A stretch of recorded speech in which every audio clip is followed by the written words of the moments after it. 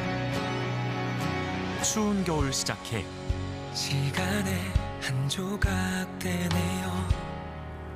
그때 따사로운 봄을 지나 잊고 있어. 다정해서 아팠던 함께라 싱그럽던 기쁜 유난히 무더웠던 여름과 너무 힘들어. 내가 이제 하나도 안 보여 진짜. 온 힘껏 사랑해봤다. 서늘했던 가을을 보내고 걷는 걸음 흐리다가도 맑은 설렘이라는 문을 두드려 또다시 겨울이 찾아왔습니다. 끝나지 않을 것 같았던 겨울은 언제나 그랬듯 결국 지나갈 것이고 300표 중 가 204표 가결되었음을 선포합니다.